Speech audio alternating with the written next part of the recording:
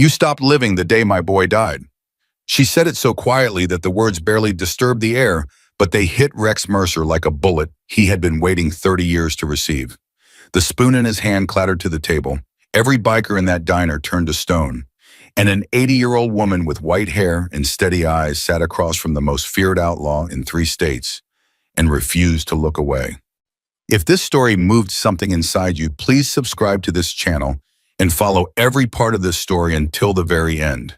And drop a comment below telling me what city you're watching from, because I want to see exactly how far this story travels. Now let's go back to where it all began. The temperature outside had dropped to 11 degrees below zero, and the wind coming off the Montana plains was the kind of wind that didn't just cut through your jacket, it reached inside your chest and squeezed. The highway had been officially closed for 2 hours. The radio in every car still running was saying the same thing. Stay where you are, stay off the roads. Pray the storm passes by morning. Most people listened. Most people had the good sense to be afraid. Evelyn Harper was not most people. She had driven 63 miles in that storm in a 2009 Buick with a cracked defroster and a heater that only worked on the left side. She had driven because she had a reason to drive, and in 80 years of living, Evelyn had learned that reasons mattered more than weather. The diner appeared through the white wall of blowing snow like a lantern at the bottom of a dark lake. The Crossroads Cafe, a squat brick building with a red neon sign that buzzed and flickered, but refused to go out. She pulled into the lot, slowly feeling the tires lose their grip twice before finding solid ground. She sat in the car for a moment with the engine ticking as it cooled.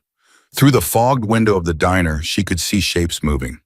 Lots of shapes. More than a small roadside diner on a closed highway should have. She counted motorcycles lined up along the far edge of the lot. She got to 19 before she stopped counting. Big bikes, heavy iron, the kind of machines that announced themselves a mile before they arrived. Evelyn reached into the passenger seat and picked up the small cloth pouch resting there. She held it for a moment, feeling the weight of it. Not the physical weight, which was almost nothing, just a few grams of metal chain and stamped aluminum, but the other weight. The weight that had been pressing on her sternum every single day for 11 years. She put the pouch in her coat pocket, buttoned the pocket closed, and got out of the car. The wind hit her like a wall. She walked toward the door anyway. Inside the Crossroads Cafe was exactly what it looked like from the outside, a narrow rectangle of booths along one wall, a counter with spinning stools along the other, a pass-through window to the kitchen, where a man in a grease-stained apron was trying very hard to look invisible. The fluorescent lights hummed. A country song played from a small speaker somewhere behind the counter, but nobody was listening to it. The bikers had taken over every booth, every stool, and the open floor space near the back. Some of them were eating. Most of them were just taking up space the way large, dangerous men do, with their elbows spread wide and their voices pitched 2 registers too loud, and their eyes moving, constantly cataloging every person in the room, deciding whether that person was a threat or a footnote. A waitress, a woman in her 40s with tired eyes and a name tag that said Carol, was standing very still near the coffee station, holding a pot in both hands, not pouring it into anything. She was simply holding it the way people hold things when they need something to hold. There were 4 other civilians in the diner. A trucker eating alone at the counter, staring at his plate. A young couple in the corner booth, the woman's head down the man's arm around her. And an older gentleman in a plaid coat near the door who had clearly been about to leave for the last hour, but could not make his legs cooperate. Everyone in the diner had the same expression. The expression people wear when they are trying very hard not to exist. Evelyn Harper walked in, shook the snow off her coat, and looked around the room with the calm, assessing gaze of a woman who had raised 3 children alone and buried one of them. Carol spotted her immediately and moved toward her like a person offering a life jacket. "Ma'am," Carol whispered, reaching her before she'd taken 3 steps inside. "Maybe you'd like to sit up front near the counter and I can get you some—" "Who's in charge?" Evelyn asked. Her voice was not loud, but it was clear. It carried. Carol blinked. "Ma'am, I really don't think—" "The big man in the back," Evelyn said. It wasn't a question. She had already seen him. He was sitting alone in the last booth, the one against the back wall, and even seated, he was enormous. 6'4" at least, with the kind of build that came not from a gym, but from decades of physical existence. Hard living, heavy lifting, fighting and surviving. He had a scar that ran from his left ear to his jaw, a deep one, the kind that required serious stitches or got none at all. His hair was iron gray, pulled back. His jacket, black leather, so old it had developed a shine, had a patch on the back that she couldn't read from here, but she didn't need to. She had done her research. Rex Iron Wolf Mercer, Sergeant-at-Arms turned president of the Mountain Chapter. 17 priors, 3 acquittals. A man who had not spent a single night in a hospital since 2003, which was notable because at least 4 people had tried very hard to put him in one. He was eating scrambled eggs and not looking at anyone. Carol grabbed Evelyn's arm, gentle but urgent. Ma'am, please. Those are the Iron Wolves. They're not, please just sit up here. I'll get you coffee. Thank you, dear, Evelyn said, and patted Carol's hand with genuine warmth. I'll be just a minute. She walked to the back of the diner. The bikers she passed went quiet in sequence like a row of candles being snuffed. First the ones nearest the door, then the ones in the middle booths, and finally the cluster of 4 men standing near Rex's table who had been laughing about something until they weren't. One of them, big man with a red beard and arms like bridge cables, stepped slightly into her path. Hey, he said, not threatening exactly, more like a wall saying hello. Excuse me, Evelyn said pleasantly and walked around him. She reached Rex's table. He still hadn't looked up. She stood there for exactly 3 seconds. Then she pulled out the chair across from him. It scraped loud against the floor in the total silence of the diner, and she sat down. That made him look up. And his eyes were gray, the color of old gunmetal, and they landed on her the way a searchlight lands on something in the dark, sudden and total. She had expected anger. She had expected dismissal, contempt, the casual cruelty of a powerful man interrupted by someone he considered irrelevant. She had prepared herself for all of those things. She had not quite prepared herself for what she actually saw. Because for just a fraction of a second less than a heartbeat, barely a flicker, something moved in Rex Mercer's eyes that looked almost like recognition, and then his face closed down like a shutter on a window, and what was left was the face the world was supposed to see. Hard, flat, dangerous. You're in the wrong seat, he said. His voice was low, the kind of low that didn't need volume to mean business. Maybe, Evelyn said. Mind if I join you anyway? The diner had been quiet before. Now it was the kind of quiet where you could hear people not breathing.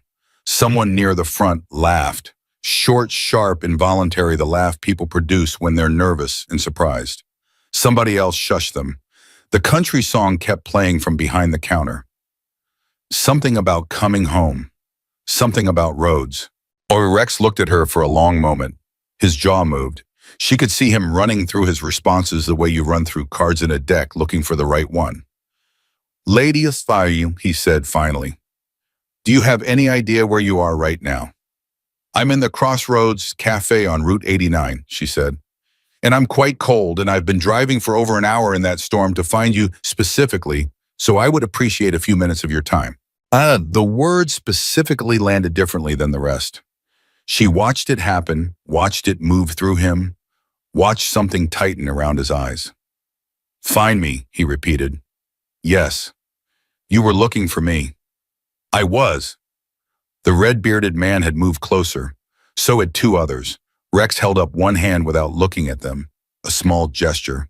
Nothing dramatic, and they stopped. Who are you? He asked. Evelyn folded her hands on the table. They were an old woman's hands, Vane, spotted the knuckles slightly swollen, but they were completely still. My name is Evelyn Harper, she said. My son's name was Daniel Harper, Staff Sergeant, 3rd Battalion, 7th Marines, deployed to Helmand Province in 2012. She paused for half a breath.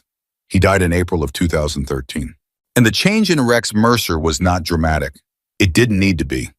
It was the kind of change that starts deep in the foundation of something. The kind you feel before you see. His face didn't collapse. His body didn't flinch.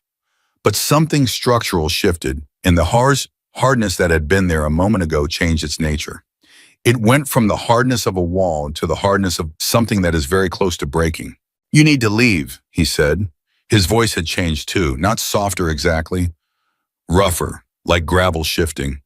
I drove 63 miles in a blizzard, Evelyn said. I'm not leaving. Ma'am, He leaned forward and she could feel the full weight of what he was, the danger of him, the size of him, the reputation of him. I'm telling you to leave this table right now. And I'm telling you that my son saved your life, Evelyn said, and that I drove 63 miles and I would drive 600 more, and I'm not afraid of you, Rex. His name, she said his name. The red-bearded man took one more step forward. Boss, stand down. Rex's voice cracked through the room like a starting pistol, and the man froze instantly. Rex didn't look at him. He was looking at Evelyn, still looking at Evelyn. Say that again, he said quietly. My son saved your life, she said. On April 9th, 2013, a roadside ambush outside a village called Karam. You were hit in the first exchange of fire. You were going to bleed out in that road, and Daniel went back for you. He dragged you behind a vehicle. He held pressure on your wounds for 22 minutes, while the rest of the team held the ambush. She paused. He died in the third wave of fire. He died making sure you lived. The silence in the diner was absolute now. Uncle Carol had set down the coffee pot. The trucker at the counter had turned around on his stool and wasn't pretending to eat anymore. The young couple in the corner booth had their heads up. Even the wind outside seemed to go quiet for a moment, as if it too was listening. Bull Rex Mercer had not moved. He was not a man who showed things on his face. She understood that. She understood that decades of living the way he had lived required a face that gave nothing away, a face that was armor as much as anything else he wore. But she could see in the set of his jaw and the absolute stillness of his body that something was happening inside him that he had not been prepared for. You should not be here, he said at last. The words came out stripped of everything. No threat, no command, just a fact that sounded almost like a plea. Maybe not, she said, but I am. She reached into her coat pocket and closed her fingers around the small cloth pouch. Not yet. She wasn't ready yet. She needed him to be really present first, not performing presence, not managing her. Actually there. I want to know about him, she said. I want to know about the last hours, the people he was with, what he was like over there. His commanding officer gave me a report that told me dates and facts and military designations, and I have read that report so many times the paper is falling apart, but it doesn't tell me the things I actually need to know. Her voice stayed even. She had practiced keeping it even. I need to know if he was afraid. I need to know if he laughed sometimes. I need to know if he talked about home. Us, something moved in Rex's jaw, a muscle working. I need to know, she said, that he was still my Daniel when he died. Not just a uniform, not just a rank, my boy. The song from behind the counter had changed, something slower now, something that might have been a hymn in a different arrangement. Rex Mercer looked down at the table. For a long moment he looked at his hands.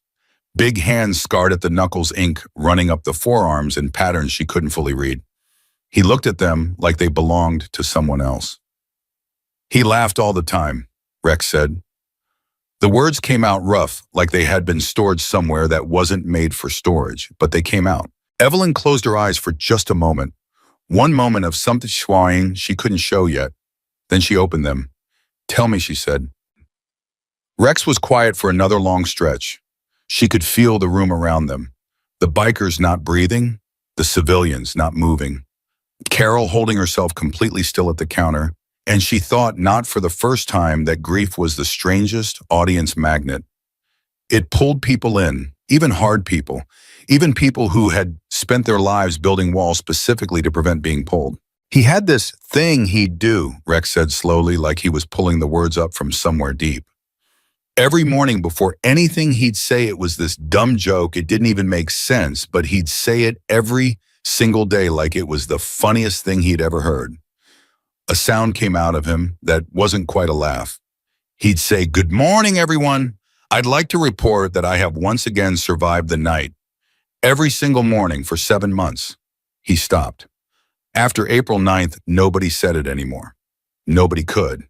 Evelyn put one hand flat on the table, not reaching for him, just present.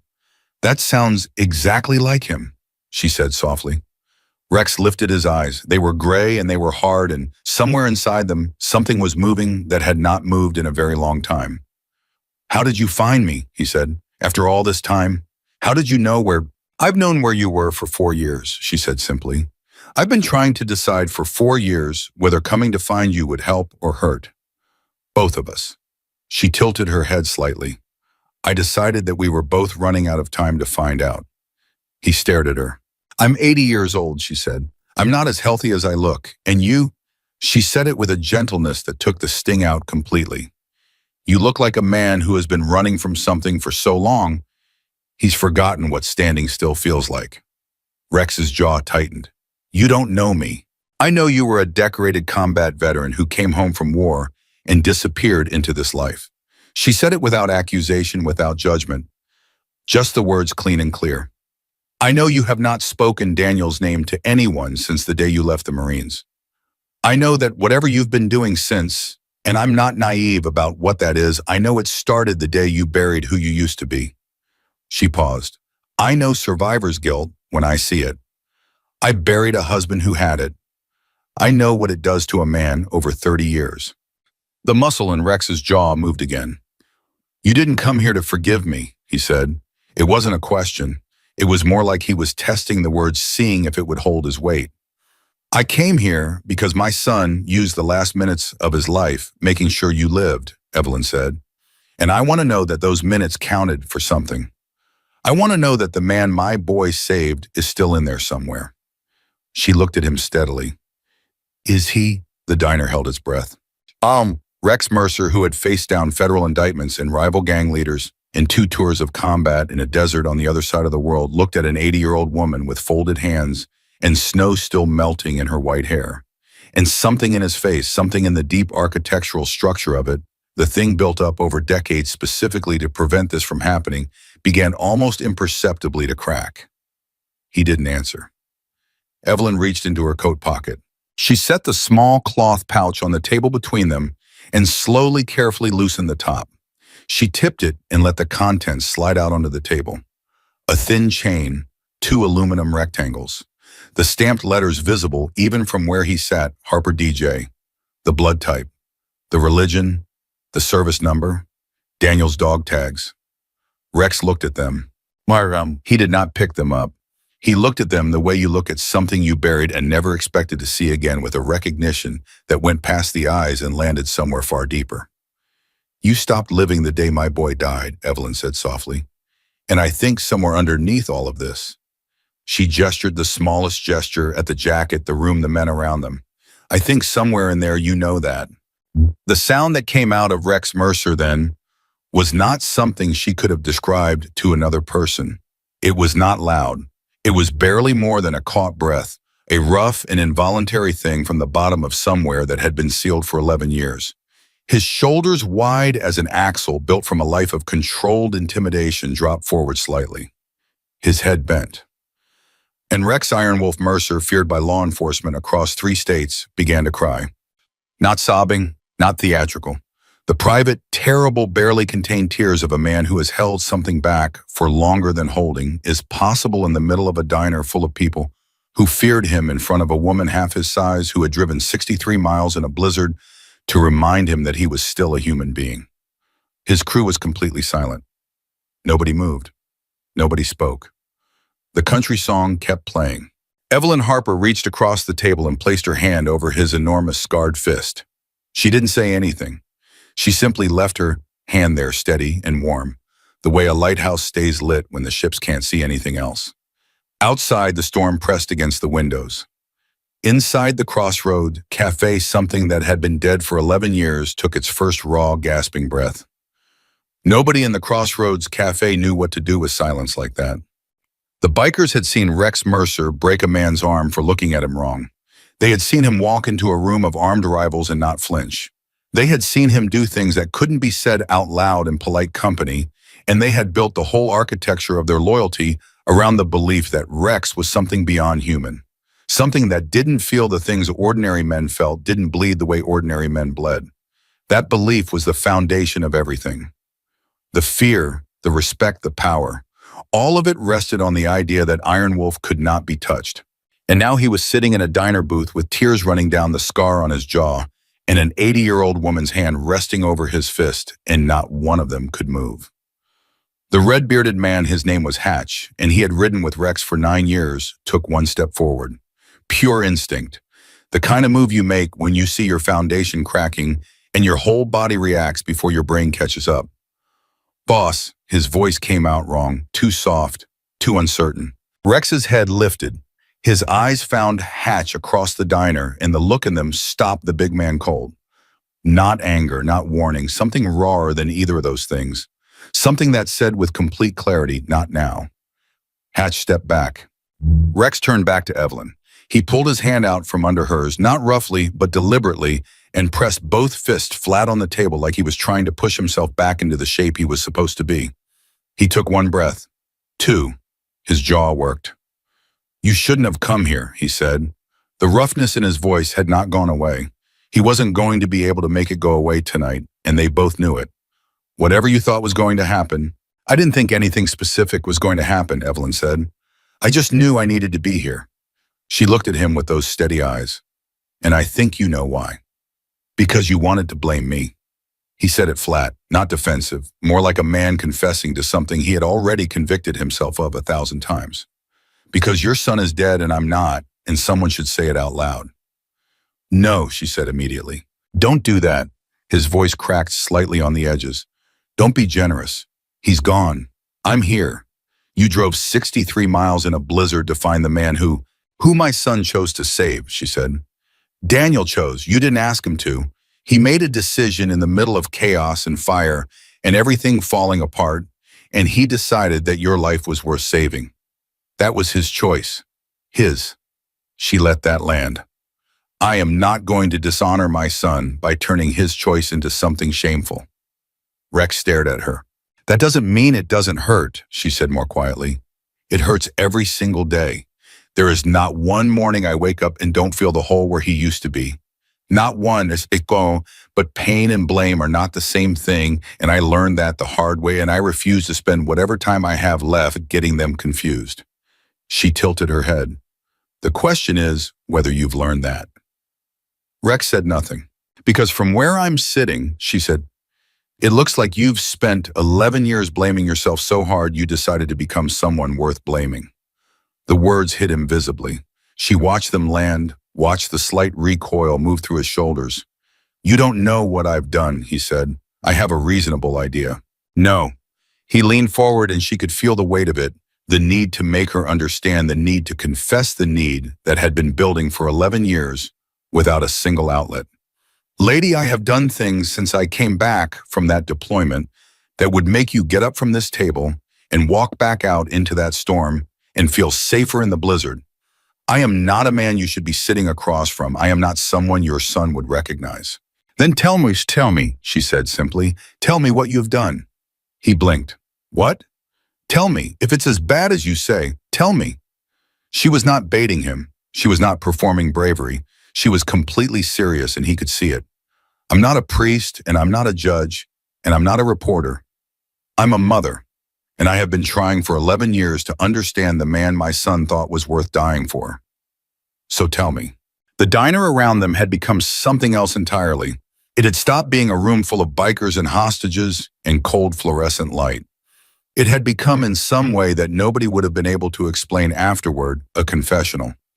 The walls had come down on a night when a storm made everything outside stop, and what was left was just two people and the truth between them. Rex picked up Daniel's dog tags from the table. He held them in his palm looking at them. The chain pulled between his fingers. After I came back, he said they said I was functional. That's what the evaluator said. Functionally intact.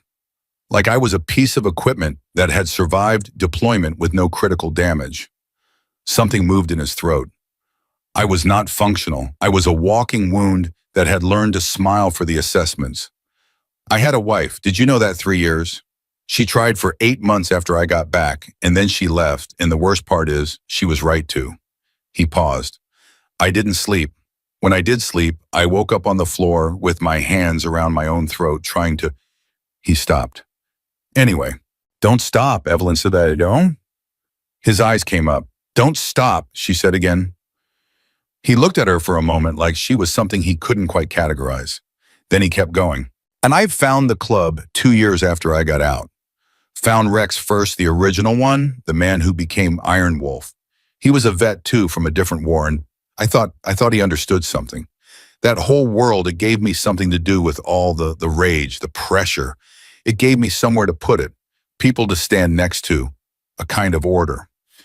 His voice had gone flat and honest, the performance completely stripped out. I told myself it wasn't so different from a unit. Chain of command, brotherhood, watch each other's backs. I told myself that for about 2 years before I stopped pretending. He set the dog tags down on the table again carefully. I moved up fast. I was good at it.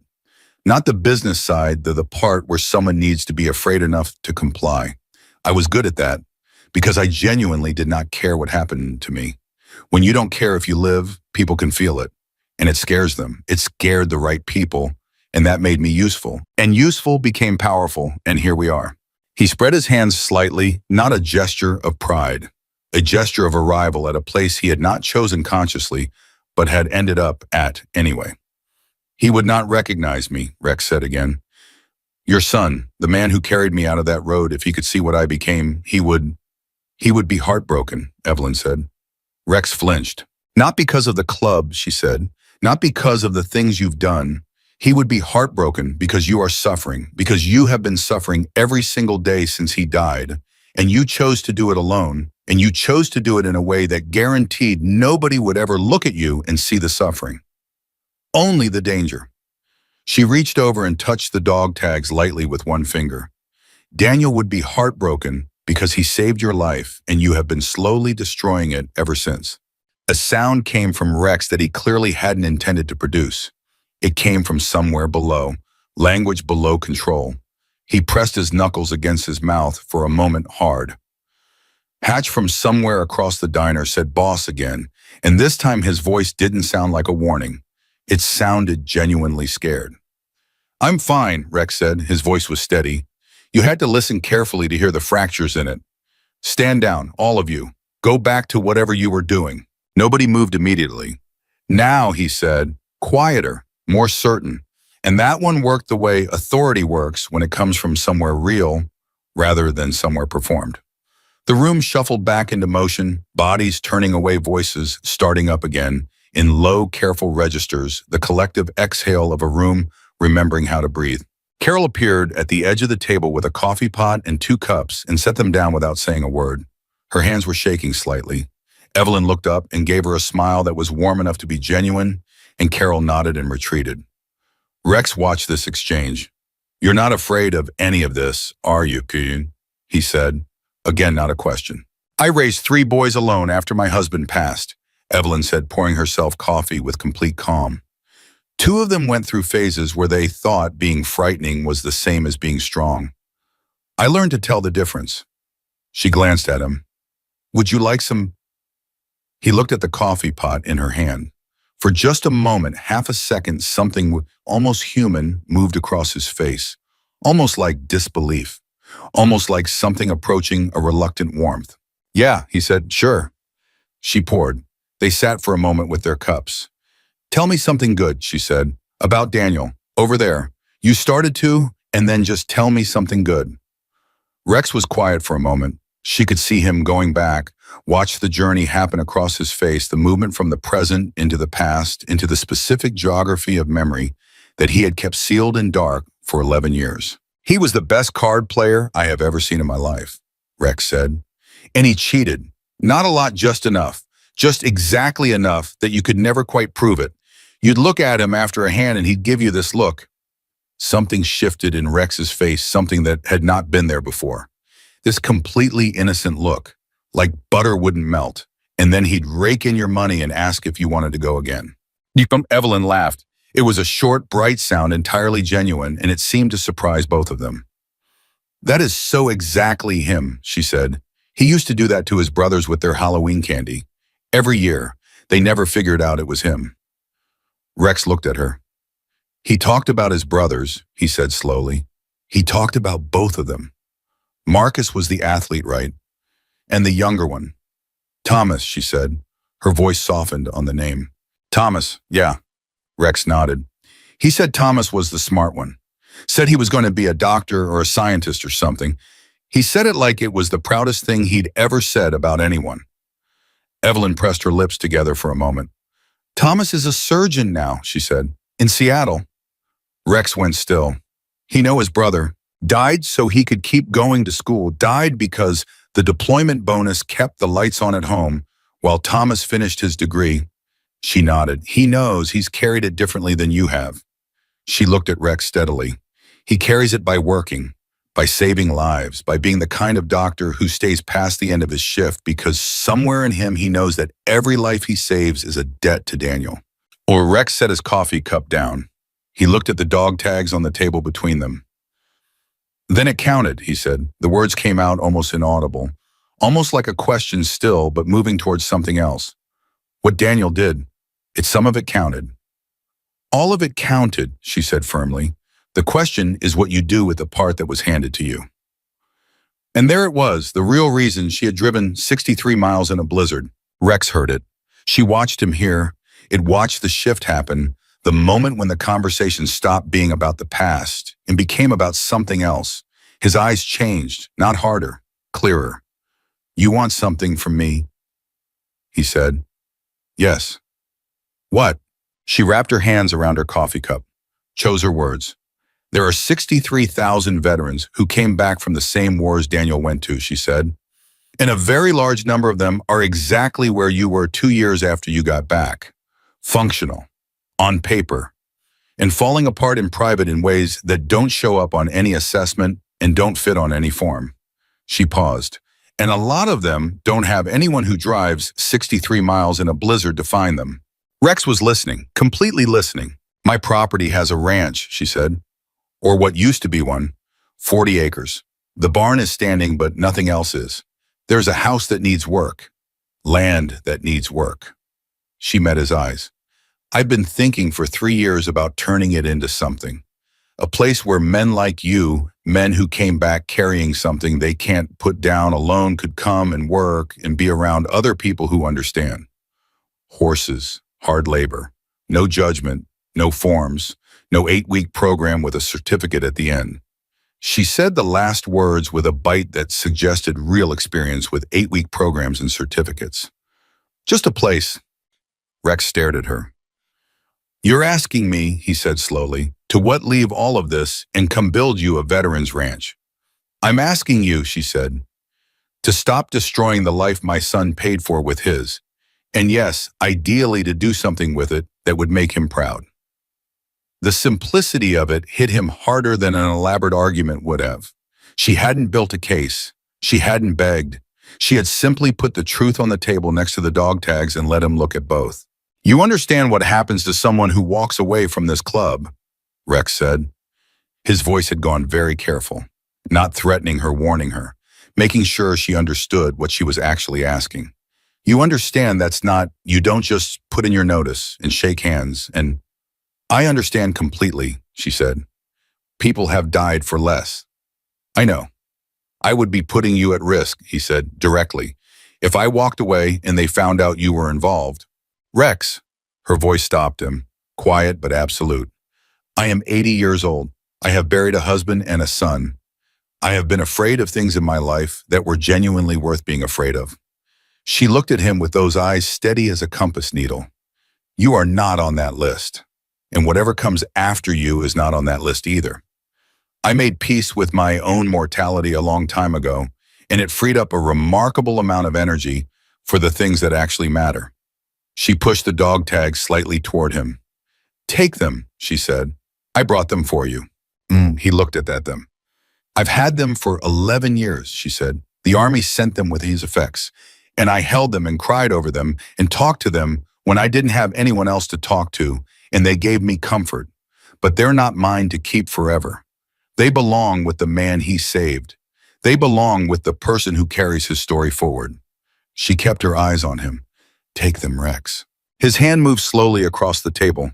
His fingers closed around the chain and the 2 aluminum tags. He held them in his fist for a moment, knuckles, white jaw, tight, the whole weight of 11 years compressed into that one small gesture of a man finally picking up something he had been running from. And that was when the door to the diner opened. Not the front door, the back. The kitchen entrance, which swung wide with a bang that cut through the room like a gunshot, and three men came in fast and loud, shaking snow off their jackets, calling out names, the easy arrogance of men who considered themselves welcome wherever they went. The one in front was young, mid-30s, lean, the way a blade is lean, with a jaw like a hatchet and eyes that moved over the room in one fast sweep before landing on Rex's booth. He stopped. He looked at Rex. He looked at the old woman sitting across from him. He looked at Rex's closed fist. Something crossed his face that Evelyn could not fully read from where she sat, but she felt it. The way you feel a change in pressure before a storm. "Blade," Rex said. His voice had returned to its original register, flat, controlled, everything locked down, again in an instant. But something underneath it was different now. Something had shifted in the last hour that couldn't be put back. The young man called Blade smiled. It was not a warm smile. "Boss," he said, "storm let up a little on the West Pass. Came to find you." His eyes moved to Evelyn again, slow, assessing. "Didn't know you had company." "Just heading out," Rex said. He looked at Evelyn and, for 1 second, less than a breath, she saw something pass through his eyes that she recognized from raising 3 boys. A question, an asking, the face of a person who was standing at the edge of something and hadn't yet decided whether to step back or forward. She held his gaze. Well, she gave him nothing except steadiness. The same steadiness she had brought 63 miles through a blizzard. The kind that didn't push or pull, just remained. Rex uncurled his fist. He looked at the dog tags in his palm one more time, and then he closed his fingers around them again and put them in the inside pocket of his jacket close to his chest, where they had not been in 11 years. He stood up from the table. "I'll be in touch," he said to Evelyn. His voice was low enough that Blade couldn't hear it. His face gave nothing away to the room. "Tuesday," she said quietly. "I make cherry pie on Tuesdays. Come for pie." He looked at her for one more moment. Then he nodded barely, just the smallest downward movement of his chin, and walked toward Blade and the others without looking back. Evelyn Harper sat alone in the booth and wrapped both hands around her coffee cup. And she could hear Blade's voice, too low to catch words, asking Rex something as the group moved toward the front of the diner. She could hear Rex's answer, shorter, closing something down. She watched them file out into the dark and the cold and the storm that was finally beginning to ease. Carol appeared at her elbow. "Ma'am," her voice was barely a whisper. Are you okay?" "I'm fine, dear," Evelyn said. "Could I get a refill on this coffee and whatever you have that's warm to eat? I have a long drive home." Carol stared at her for a moment with the expression of someone who has just watched something they couldn't categorize. Then she shook her head once, almost to herself, and picked up the coffee pot. Evelyn sat alone in the booth and looked at the space where the dog tags had rested on the table. Gone now, carried forward. She had come here with something to give away, and she had given it.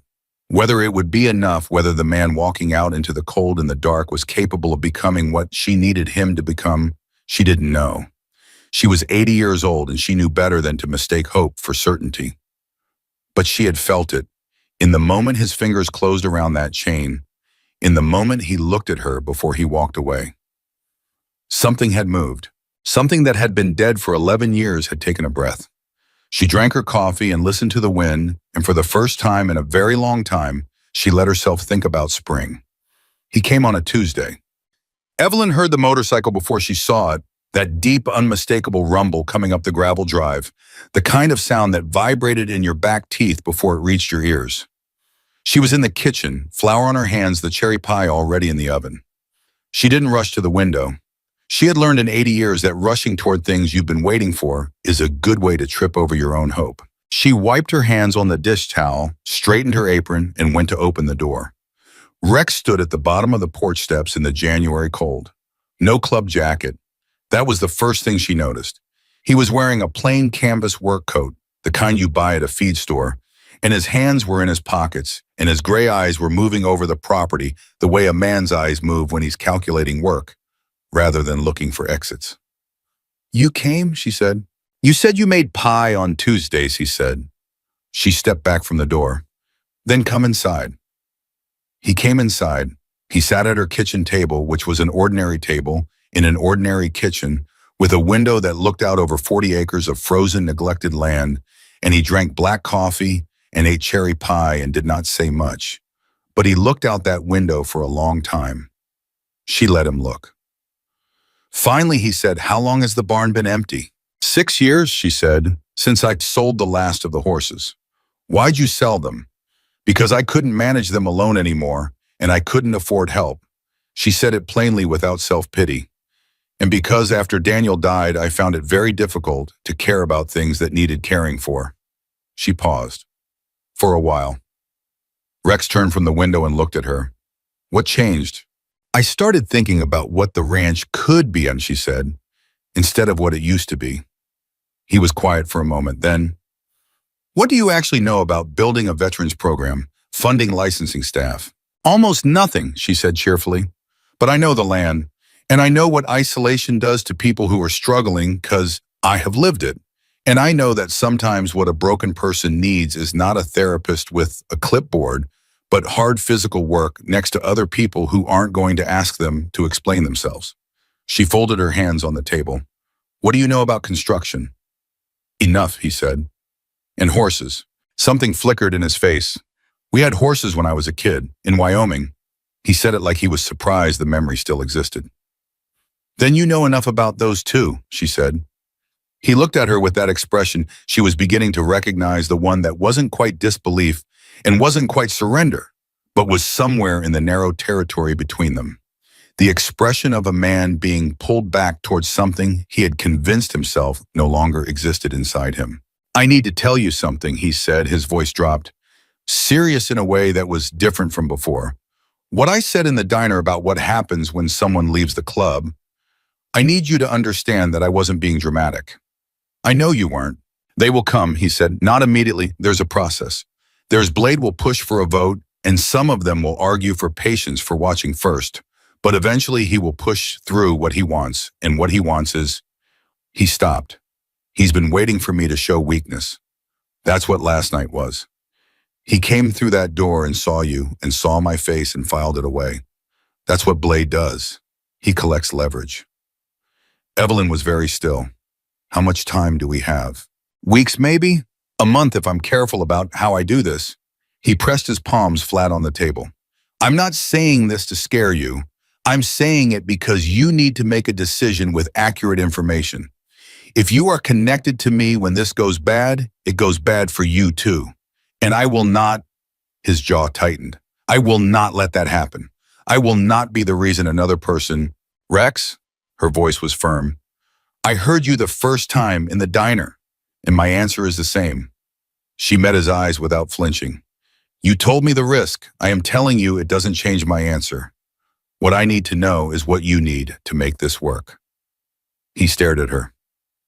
"You are the most stubborn human being I have ever encountered," he said, "and I rode with outlaws for 15 years. I raised 3 boys alone on a teacher's salary," she said. "Stubborn was a survival skill." She picked up her coffee cup. "What do you need?" He was quiet for a moment. She watched him make the decision, watched it move across his face, the shift from resistance to something that looked almost like resolve. Like a soldier accepting an assignment he knows is going to be hard. Like a man deciding for the first time in 11 years to move towards something instead of away. "Time," he said, "and someone who can handle legal paperwork, because that is not my skill set. And whoever you know who can help with funding, call them now. Don't wait." He paused. "And I need to be able to come and go without a pattern. Blade has people who watch. I need to be unpredictable." "I have a lawyer," she said. "My son Thomas knows people in the VA, and you can use the side road along the east fence. It comes out on Miller Road, not the main highway. Most people don't know it exists." Rex looked at her for a long moment. "You've been planning this for a while." 4 years, she said mildly. And something moved across his face that was dangerously close to a smile. It didn't quite make it all the way, but it got close enough that she could see what it would look like if it ever arrived fully. She thought Daniel would have recognized it. He came back the following Tuesday, and the one after that. Boom, the work started slowly and then gathered momentum, the way physical labor always does. One task uncovering 3 others, progress visible enough to keep pulling you forward. Rex came in the mornings when he could in his plain work coat with no colors and he assessed and measured and made lists and called suppliers from a prepaid phone he replaced every 2 weeks. He worked without needing to be told what to do, which Evelyn appreciated. He had the competence of a man who had spent his life in organized operations, and he turned it methodically and without fanfare toward building something instead of destroying it. The first veteran showed up 6 weeks into the work.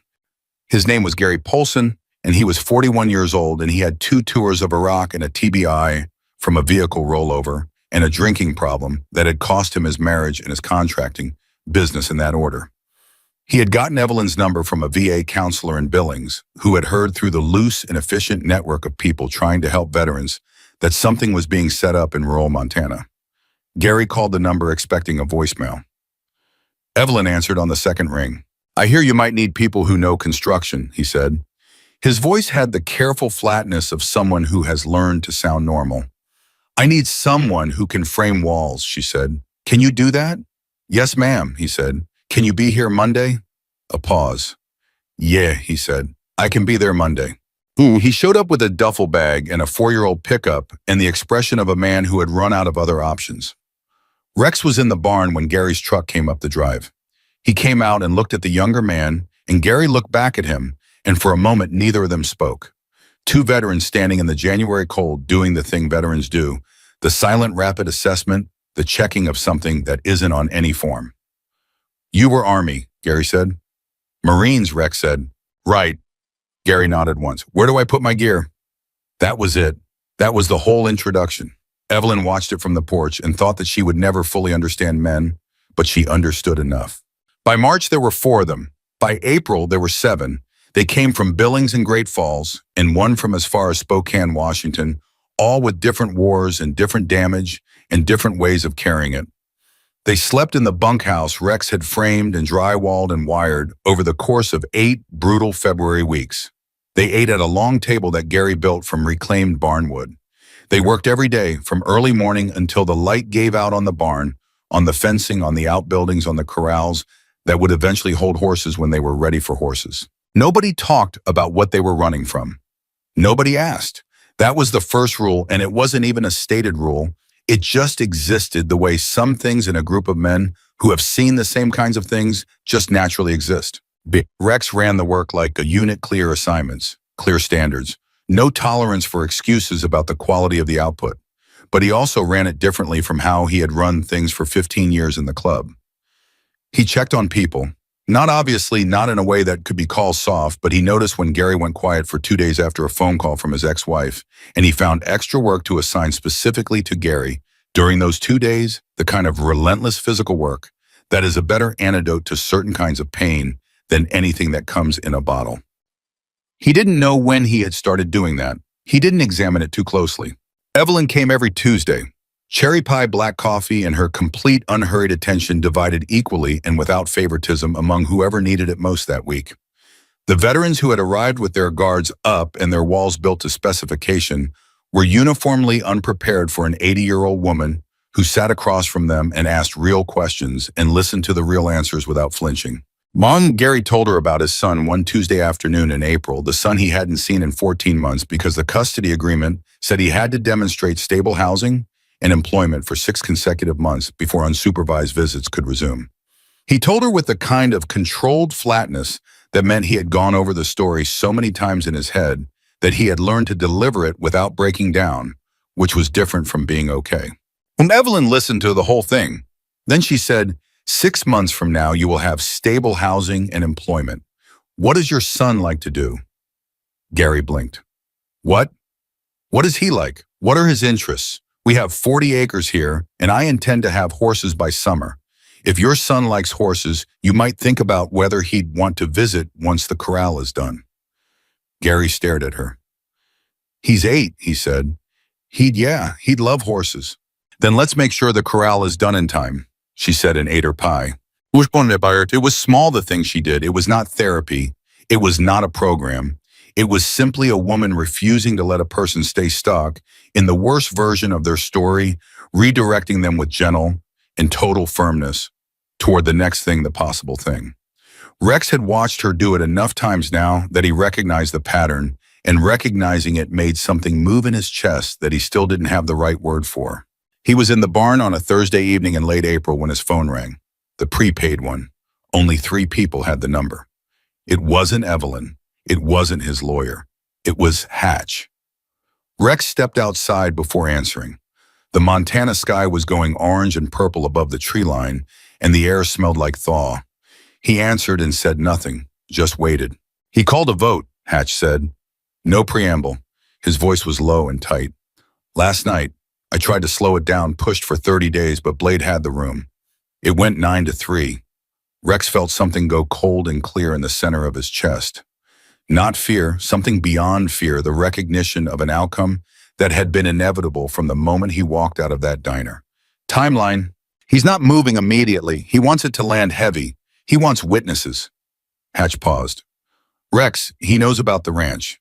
He's been watching longer than you thought. He knows about the old woman.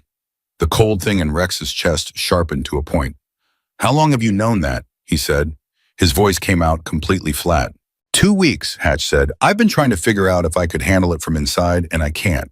He's got the votes, and he's got 3 guys from the Billings chapter coming to back him up, and I can't. A breath. I'm sorry, Rex, I tried. Are you safe? Silence. Then, for now, he still needs me for the route coordination. Once that's done, get out, Rex said immediately. Don't wait. Get out tonight. Rex. Tonight, Hatch. You hear me? Don't negotiate with it. And another silence. Then, what are you going to do? Rex looked out at the property. The barn light was on. He could see Gary and 2 of the others moving inside the silhouettes of men working, the sound of tools and low conversation drifting across the dark. The bunkhouse windows were lit. Evelyn's kitchen light was on in the main house. Everything he had spent 4 months building. Everything that had come from one woman driving 63 miles in a blizzard and sitting down across from him and refusing to let him keep disappearing. I'm going to deal with it, he said. He hung up and stood in the cold for a moment. Then he walked to the main house and knocked on the kitchen door. Evelyn opened it. She looked at his face and stood back from the door without a word. He came in. He sat at her table. She poured him coffee without asking. Blade called a vote, he said. It went against me. He knows about the ranch. He watched her face. He's coming. Not tonight, but soon. Evelyn set the coffee pot down slowly. She sat across from him. Her hands folded on the table, those steady hands, the ones that had rested over his fist in a diner on the worst night of both their lives. She did not look afraid. She looked like a woman taking inventory. How many men does he bring? She said. Enough, Rex said. More than we can match by strength. Then we don't match by strength, she said. We match by being right. He opened his mouth and she held up one hand. I know what you're going to I know you're going to tell me rightness doesn't stop motorcycles. I've lived long enough to know that. But I am also telling you that a group of armed men burning down a veteran's shelter on private property in rural Montana is not something that happens quietly. Not anymore. She met his eyes. I have already contacted 3 people, a reporter in Billings, the county sheriff, and a retired JAG officer in Helena who has been looking for a case like this for a decade. I made those calls 2 weeks ago. No, Rex stared at her. 2 weeks ago? You knew 2 weeks ago? I suspected 2 weeks ago, she said calmly. I've been watching the road at night. The same truck twice in 4 days on a dirt road that doesn't go anywhere is not a coincidence. She paused. I'm old. I'm not blind. But he kept staring at her. He thought about all the times in his life he had sat across from dangerous people, people with weapons, with resources, with malice. And he thought about the fact that this 80-year-old woman had outmaneuvered him strategically from a kitchen table with a phone and a pie dish.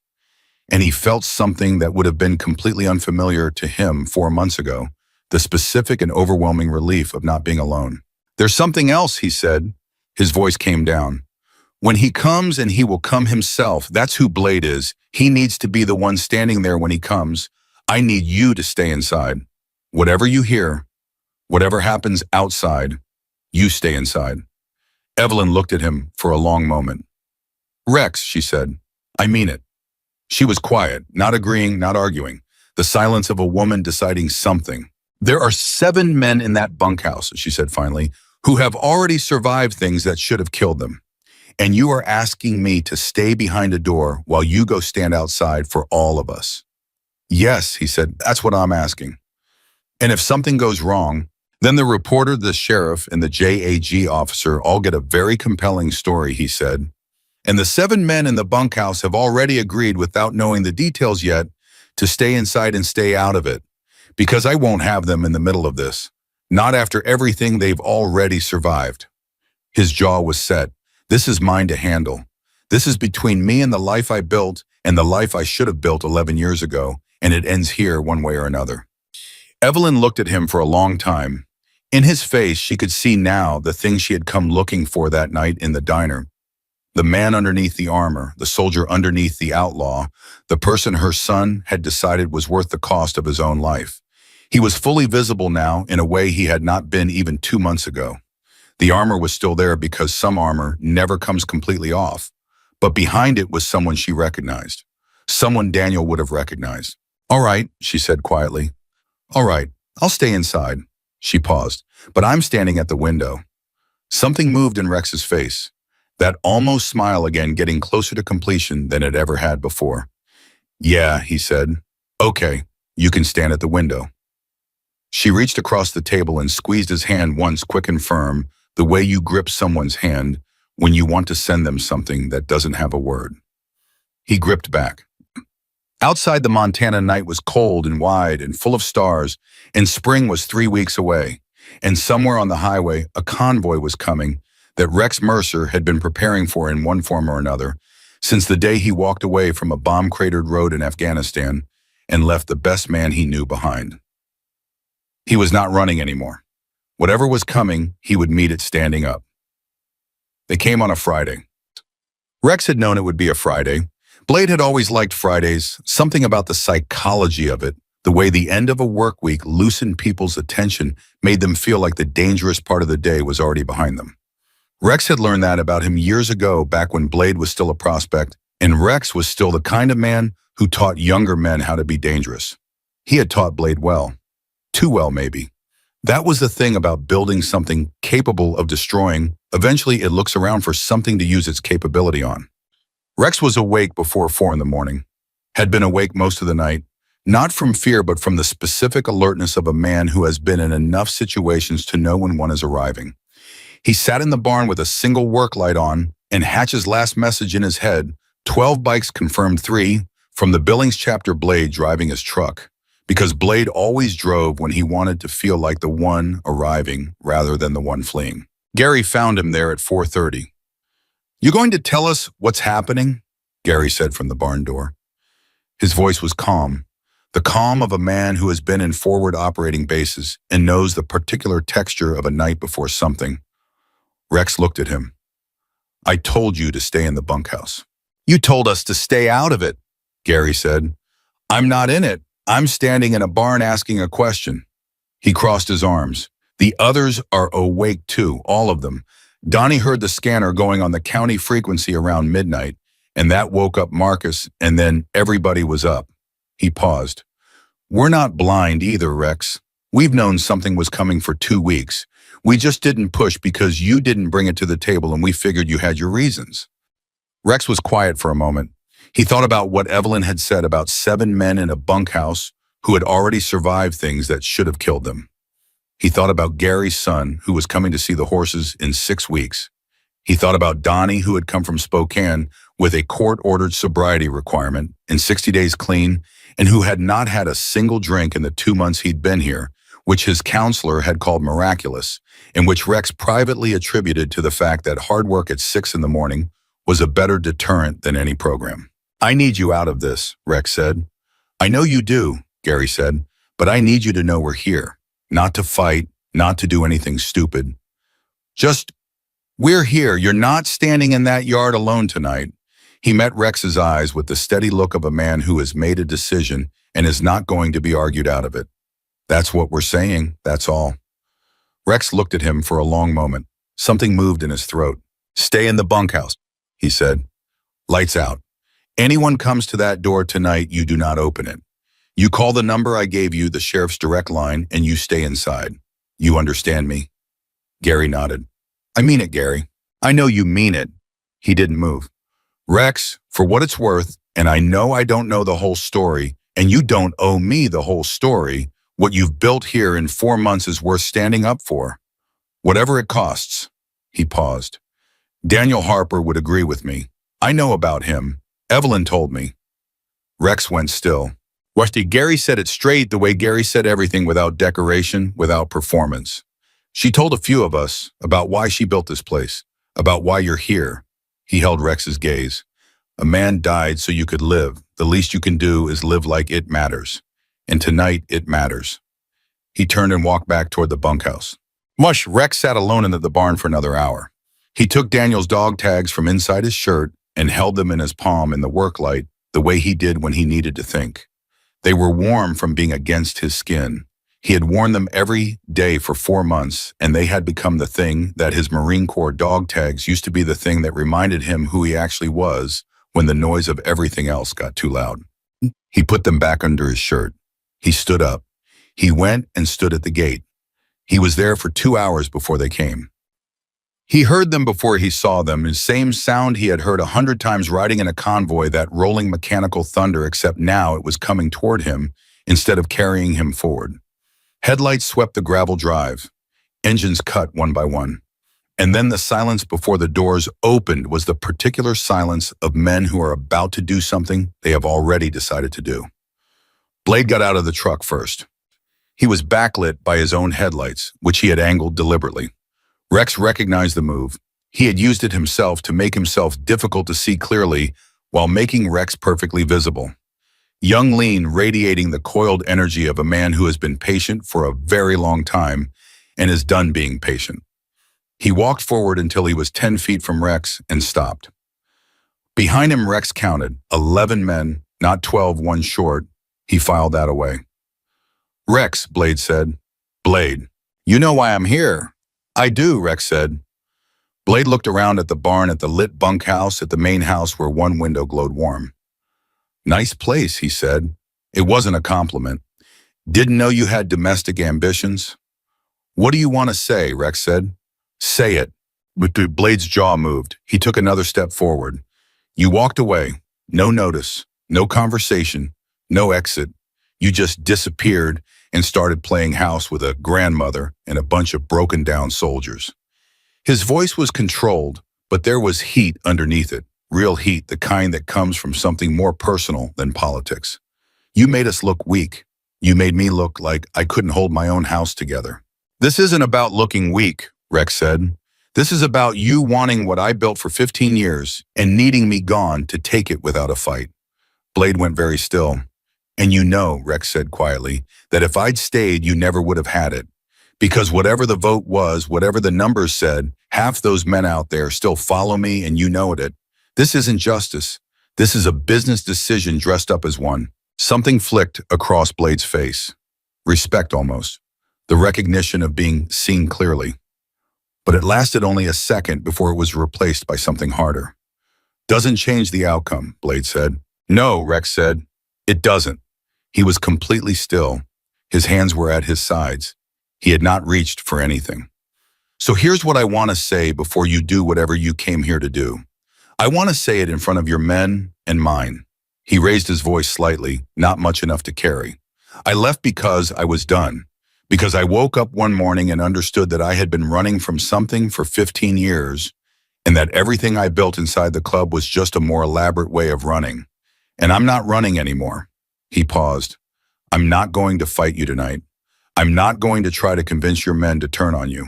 What I'm going to do is stand here, and you are going to make your decision, and then you're going to have to live with it. Blade's eyes narrowed. That's it. That's your whole play. You're just going to stand there. I'm just going to stand there, Rex said. The men behind Blade shifted. Not forward, sideways, the unconscious movement of people who are recalibrating. Rex could feel it. He had led enough men to feel the change in a group's weight when the narrative started shifting under them. Blade felt it too.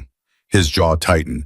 He looked at Rex with something that Rex recognized because he had felt it himself, the specific frustration of a man who came prepared for a fight and found something he didn't have a strategy for. You think standing there makes you the bigger man, Blade said. No, Rex said. I think standing there makes me the man Daniel Harper decided was worth saving. And I'm trying for the first time in 11 years to be worth it. He held Blade's eyes. You were 22 when I found you. Do you remember what you were before all of this, before I taught you how to make people afraid? Blade's face went rigid. You were a scared kid from Butte with a juvenile record and nowhere to go, Rex said. Not cruel factual the way you say a thing that is simply true. I didn't save you from that. I just gave you a different version of it and told you it was power. His voice dropped. That's on me. That's something I carry. He paused. But I'm not going to let you burn this place down because I taught you wrong. Not tonight. The silence after those words was the loudest silence Rex had heard since a road in Helmand Province went quiet after an ambush. Then from behind Blade a voice said, I'm out. Everyone turned. It was one of the Billings men, older heavyset, a man named Kurt, who had been in the game for 20 years and had the face of someone who had been doing math for the last 10 minutes and didn't like the answer. I'm out, he said again, and took 2 steps to the side away from the group. I didn't come up here to torch a veteran's shelter. That's not what I signed up for. He looked at Blade with the flat, tired eyes of a man who was done. You told me this was a discipline action.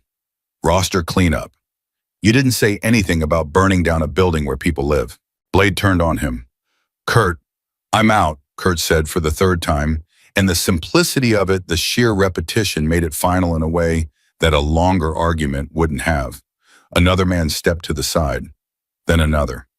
Not all of them 4 stayed behind Blade, loyalty or fear, or both keeping them in place.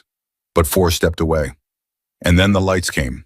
Blue and red sweeping up the gravel drive from the Miller roadside, the East Fence Road, that most people didn't know existed except that Rex had told the sheriff about it specifically, and the sheriff had parked 2 cruisers on it at midnight and waited. 2 more sets of lights from the main road. Not sirens, just the lights, methodical and unstoppable. Blade spun around. He saw the cruisers. He looked back at Rex with an expression that moved through about 6 different things in the space of 2 seconds. Rage, calculation, disbelief, and finally something rawer than all of them. Something that almost looked like a young man from Butte, realizing he had walked very far in the wrong direction. You called the law, he said. His voice was low and very tight. I didn't call them tonight, Rex said. They've been here since midnight. He held Blade's gaze. And 3 days ago, a federal organized crime task force in Helena received documentation covering 15 years of club activity. It was submitted by a retired JAG officer with a standing relationship with the FBI field office. He let that sit for a moment. I told you this wasn't about strength. I told you this was about being done. Blade stared at him. His chest was moving fast, his hands and fists at his sides. The men who had stayed behind him were looking at each other with the specific panic of people who have just understood the geometry of a trap they didn't see being built. You destroyed everything, Blade said. And beneath the rage, underneath the hard shell of everything he had become, Rex heard it, the thing he had heard in his own voice in a diner 4 months ago, sitting across from an old woman with steady hands. The sound of someone who had built their whole identity on something that was now collapsing. 15 years, everything we built. I know, Rex said, and I'm sorry, not for ending it, for starting it the way I did, for pulling you in when you were 22 and had nowhere to go and teaching you this was the only way. His voice was completely level. That was wrong, and I'm sorry for it. Blade's face cracked, just slightly, just enough. The deputies were out of the cruisers, now moving forward with the calm efficiency of people who had been briefed and knew exactly what they were walking into. Sheriff Dane Coulter came up beside Rex, a big man in his 50s, deliberate in the way rural law enforcement tends to be, when it has been doing the job long enough to understand that speed is less important than certainty. Evening, Rex, he said. Sheriff, Rex said. Coulter looked at the assembled group, at Blade, at the men who had stepped away, at the whole tableau of something that had almost become something much worse.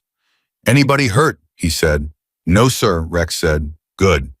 Coulter moved forward. Gentlemen, I'm going to ask you to keep your hands visible and not make my night any more complicated than it already is. Blade looked at Rex for one more moment. The anger was still there, but it had caved inward the way a fire looks when it's starting to run out of oxygen. He was being arrested. His men were being arrested. The documentation in Helena meant the whole structure, the routes, the money, the arrangements that had taken 15 years to build, was going to come apart piece by piece over the next 18 months. And he was standing in a Montana ranch yard at 5 in the morning, and there was nothing left to do but let the deputies put the cuffs on. Then, just before the deputy reached him, Blade looked back at Rex one final time. "Did you believe it?" he said. "Any of it? The Brotherhood? The Code? Did you ever actually believe it?" Rex thought about it. He thought about the early years, the veterans' camaraderie dressed in something darker, the genuine kinship that existed before it calcified into something else. He thought about Hatch standing in a diner not breathing because his boss was crying. He thought about the 22-year-old from Butte who had needed somewhere to belong and found it in the worst possible place. "I believed in the people," Rex said. "I got the rest of it wrong." Blade said nothing. He let the deputy take his arm and walk him back toward the cruiser. He didn't fight. He didn't look back again. Rex stood at the gate and watched it happen. Watched the men he had led for 15 years get sorted into cruisers. Watched the headlights of Blade's truck go dark. Watched the whole machine of something he had built and then dismantled with his own hands get processed into evidence and custody in the formal language of law enforcement. He felt something he couldn't name exactly. Not relief, not satisfaction. Something more complicated, the specific exhausted weight of a thing that needed to be done finally being done. Like setting down a load you've carried so long you forgot it was there. The kitchen light in the main house was on. He found her at the table with 2 cups of coffee, already poured still in her robe, her white hair loose around her shoulders. She looked at his face when he came through the door, and she read it the way she had learned to read it over 4 months of Tuesdays, and she let out one long breath that she had probably been holding for hours. "It's done," she said. "It's done," he said. He sat down. He wrapped his hands around the coffee cup. She didn't say anything for a moment. Neither did he. The kitchen was warm and quiet, and outside the first gray suggestion of dawn was beginning at the edge of the tree line. "Gary's okay," she said. "All of them are okay." She nodded. She picked up her cup. "Rex," she said. "Yeah." She looked at him across the kitchen table with those eyes that had been looking at him steadily since a night in January when she sat down across from the most feared man in 3 states and refused to leave. "He would be proud of you," she said. "Tonight, what you chose, he would be proud." Rex looked at his coffee cup for a long moment. His jaw worked. The dog tags were against his chest warm. "I know," he said quietly, and for the first time in 11 years saying it did not hurt. It felt instead like something coming true. And outside, the dawn was coming in over the Montana plains, slow and wide and indifferent to everything that had happened in the dark. The barn light was still on. The bunkhouse was lit.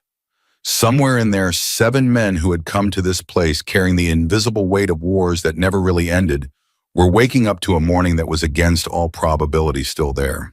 Gary opened the bunkhouse door and looked out. Rex saw him through the kitchen window. The big silhouette of him standing in the doorway, taking in the empty drive, the departing taillights of the last cruiser.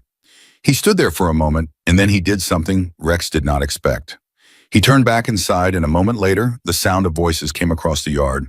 Real voices, not tense or careful, but something looser. Something that, in different circumstances, might even be called relieved. Might even be called happy. Evelyn heard it too. She cocked her head toward the window. "That's a good sound," she said. "Yeah," Rex said. "It is."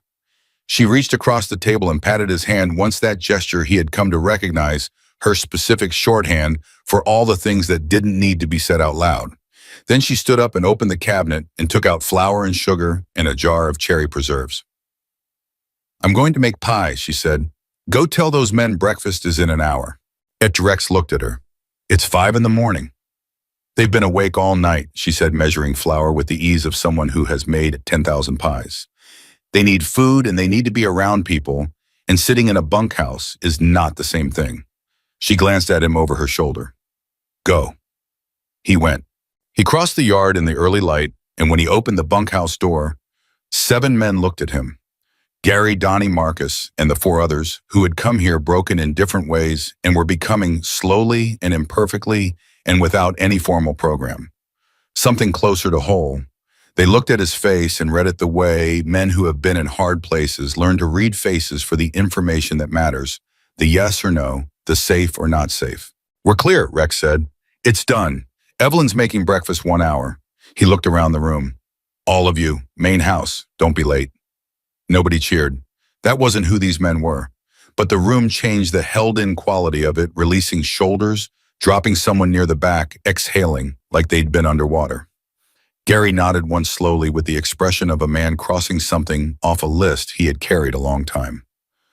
Rex, Gary said. Yeah, that thing you did out there tonight. He paused, choosing. Standing at that gate alone, choosing not to fight. He shook his head slightly. I've seen a lot of men do a lot of things under pressure. That took something. Rex looked at him. It took a woman driving 63 miles in a blizzard, he said, and a soldier who made a choice on a road in Afghanistan. He paused. That's where it came from. All of it. He went back outside.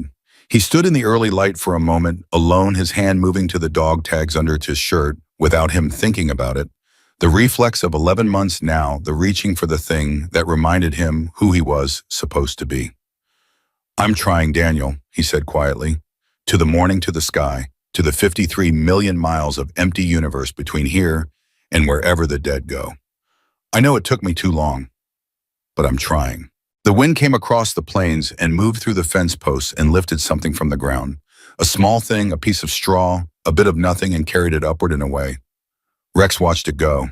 Then he turned and walked toward the house where the kitchen light was on, and the smell of pie was already beginning to come through the walls, and where 7 broken men were about to sit at a table built from reclaimed wood and eat breakfast in the first real light of a day, none of them had been entirely sure was going to come. The ranch got its first horses in June. 3 of them, a pair of quarter horses and an older mare that a rancher in Billings was going to sell to auction because she was too slow for working cattle and too stubborn for casual riding. Rex drove out and looked at her and brought her home anyway, because stubborn and slow was not the same as broken, and he had learned that distinction from someone who knew it better than anyone. Gary's son came that same weekend. His name was Connor, and he was 8 years old with his father's wide shoulders and his mother's cautious eyes, and he stood at the corral fence for 45 minutes without saying anything, just watching the mare move.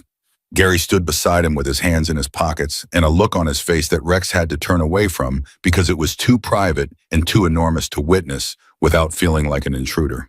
Evelyn arrived on Tuesday with 2 pies instead of 1.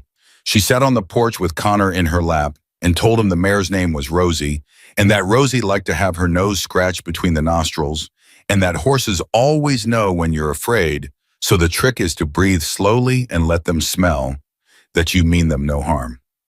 Connor looked up at her with those cautious eyes. How do you know all that? He said. I've been around a long time, she said, long enough to learn the things that matter. He considered this with the gravity of an 8-year-old evaluating a claim.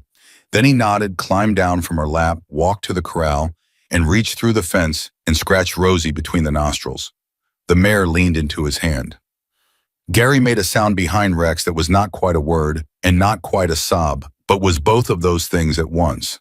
Rex put a hand on her shoulder and said nothing, because nothing was the right thing to say. That summer was the best summer Rex could remember in longer than he could honestly measure. The ranch became something real. Not a project, not a plan, but a living place with its own rhythms and sounds and the particular texture of days that have purpose built into them. More veterans came. By August, there were 11 men in the bunkhouse and a waiting list that the VA counselor in Billings told Evelyn was longer than any comparable program in the state. 2 of the men had found part-time work in town. Donnie, who had come from Spokane, was 60 days sober, celebrated 1 year clean in September, standing at the corral with a cup of coffee in both hands, and when Evelyn hugged him, he held on for a long time, and she let him. Rex built a second bunkhouse in October. He did most of the framing himself in the early mornings before the others were up, and Gary came out one morning at 5 and found him working, and just picked up a hammer without being asked, and that was how it went, the work and the men, and the slow accumulation of something that was not a program or a charity, but a community, which is a different thing entirely. Thomas Harper came in November. Evelyn had called him in September. She told Rex afterward that the call had been short. Thomas was not a man who used many words, which was the way Daniel had described him. The quiet intensity of someone who processed things slowly and completely, rather than quickly and partially. She told Thomas what had been built and why, and about Rex and about the dog tags. Thomas had been silent for a long time after she finished. Then he said, "I'll come in November." He arrived on a Tuesday, which meant there was pie. Rex was in the barn when Evelyn's car came up the drive with a second car behind it. He came out and stood in the yard and watched Thomas Harper get out of a rental car in the November cold, and the thing that hit Rex first and hardest was the posture, the set of the shoulders, the way he held his head. Not Daniel exactly, not a copy, but the same source, the same mother, the same kitchen table, the same upbringing that had produced a man who walked into places with his chin level and his eyes forward, and his whole bearing communicating without arrogance, that he intended to be fully present for whatever came next. Thomas was 43. He was a surgeon in Seattle. He wore a plain coat and carried a small bag, and he walked toward Rex with the directness of a man who had been thinking about this moment for a long time and had decided to simply walk into it. He stopped 3 feet away. Why? Rex did not know what he was expecting. He had thought about this meeting in the margins of every day for months, what he would say, what Thomas might say, whether there was anything that could pass between the brother of a dead man and the man that death had paid for that would mean anything at all. He had not landed on anything. He had decided to simply stand there and tell the truth, which was, after all, what had started all of this. Thomas looked at him for a moment.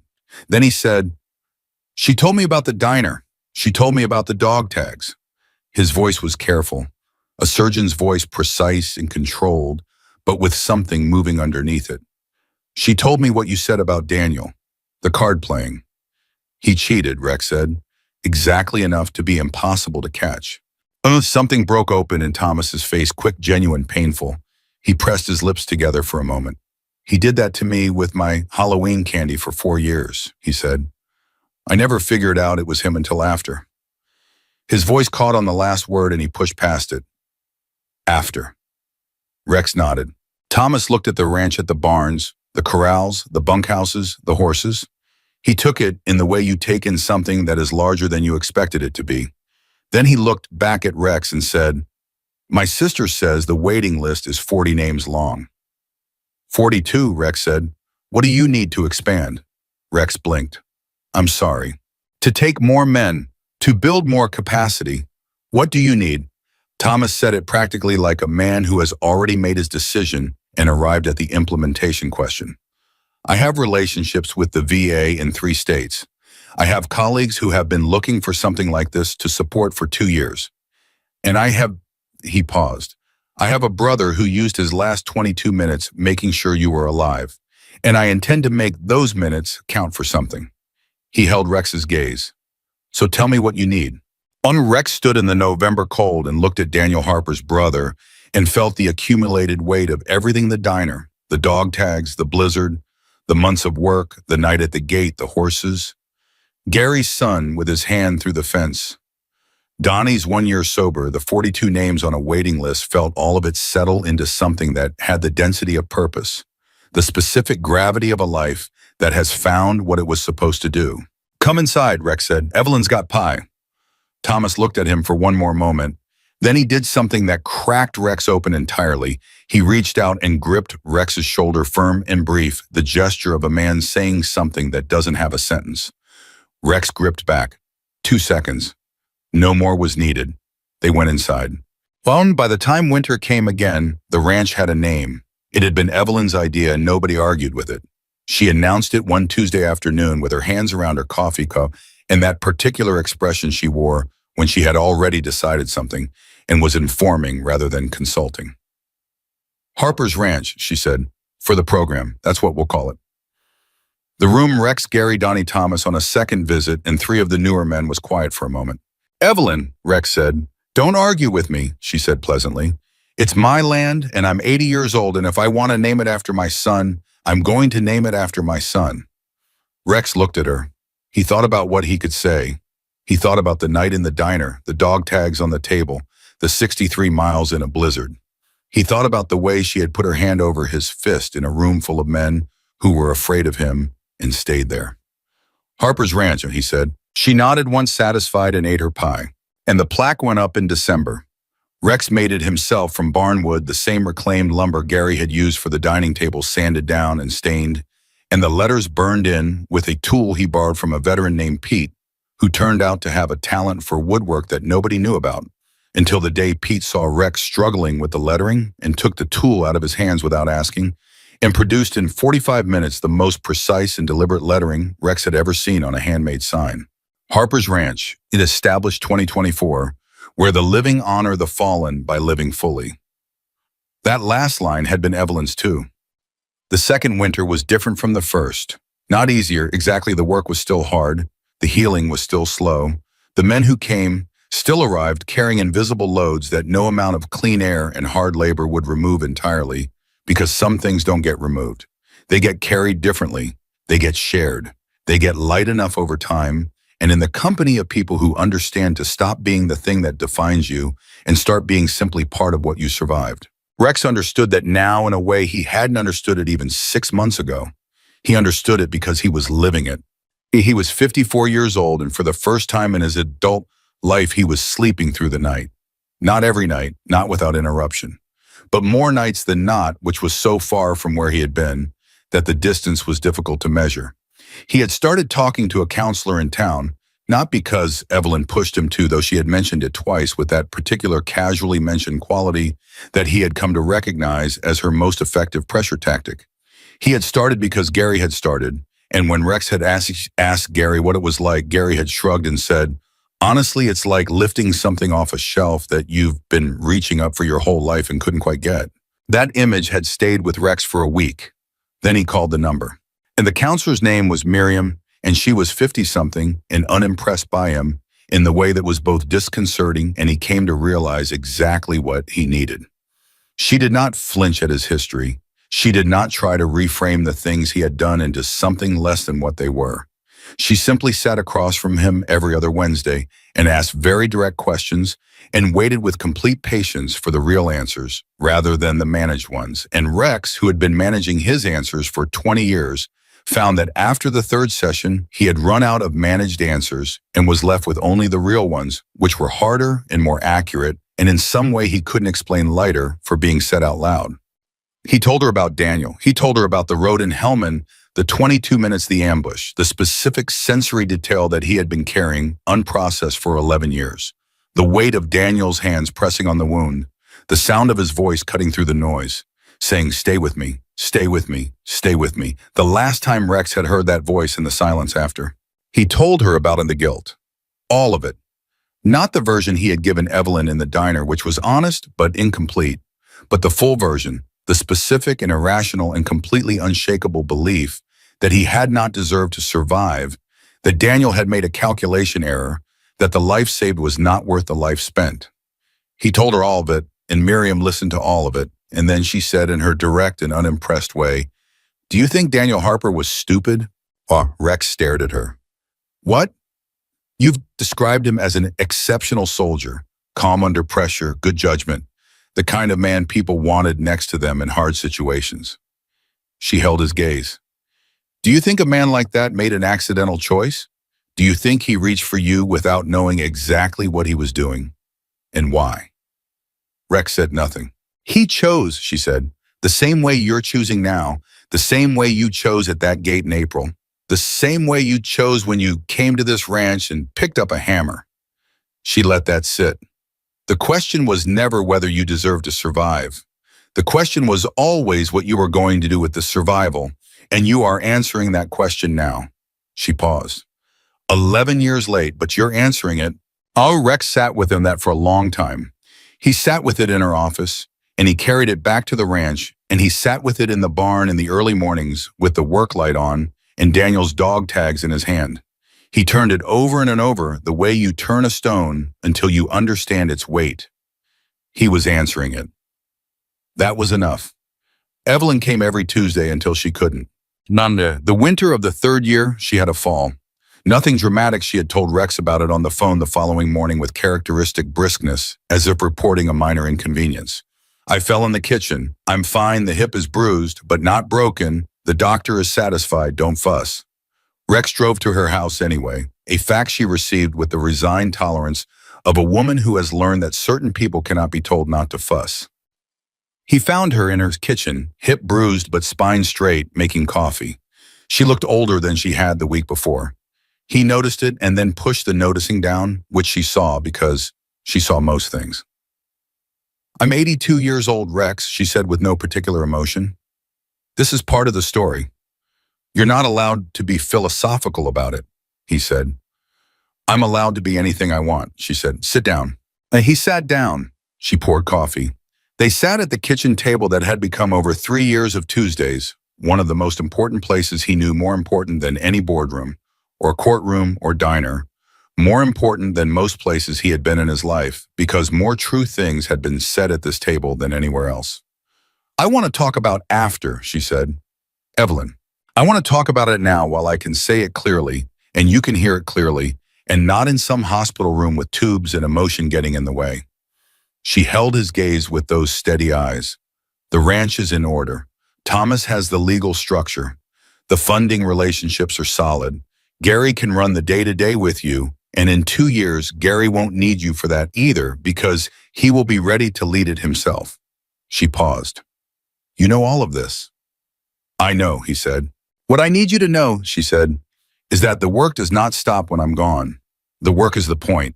The work is what Daniel's life bought, and I need you to keep buying it forward for as long as you're standing." She reached across the table and put her hand over his, the gesture so familiar now that he felt it in his chest before it arrived. "Promise me." Rex looked at her hand over his. He thought about a diner in January 3 years ago. He thought about a terrified waitress and a country song and snow against the windows in a moment when the whole direction of his life turned on the axis of one 80-year-old woman refusing to be afraid of him. "I promise," he said. She patted his hand once and sat back and picked up her coffee. "Good," she said. "Now stop looking at me like that. I'm not gone yet." Oh God, she died in April on a Tuesday morning in her own bed in the way she had lived quietly, completely, without inconveniencing anyone. Thomas was there. Rex sat in the waiting room of the small county hospital for 4 hours, and when Thomas came out and told him, Rex stood up and walked outside and stood in the April cold with his hand pressed flat over Daniel's dog tags and breathed. He did not cry. He had cried for her in smaller private moments over the previous months, the way you cry for people when you understand that the ending is coming and you are trying to prepare. Now what he felt was something larger and quieter than tears, something that felt in the strangest way like gratitude. The specific, massive gratitude of a person who has been given something they did not deserve and made something with it anyway. And much the funeral was small. She had wanted it small. But the church was not small. It was full of people who had been touched by the singular fact of Evelyn Harper, who had spent 82 years refusing to let anyone stay in the worst version of their story. The veterans from Harper's Ranch sat together in 2 pews on the left side, 11 of them men who had come to Montana broken and were leaving the service today as something different. Not fixed, not perfect, but different, but standing. "Oh," Gary cried. He did it quietly with his jaw tight and his eyes straight ahead, the way men who have been taught not to cry do it when the feeling is too large for the teaching. Rex put his hand on Gary's shoulder and left it there for the whole service. Rex did not speak at the service. He had been asked. He had spent 2 weeks trying to find words and had found for the first time in his life that the thing he most needed to say was too large for a speech. So he sat in the pew with the dog tags against his chest and listened to Thomas speak and to Evelyn's pastor and to a VA counselor from Billings who told a story about the first time he'd called Evelyn to ask about the ranch, and she'd answered the phone on the second ring and said before he'd even introduced himself, "I've been expecting your call." Rex smiled at that, genuinely without effort, the way smiling feels when it comes from somewhere real. 3 months later, he went back to the Crossroads Cafe.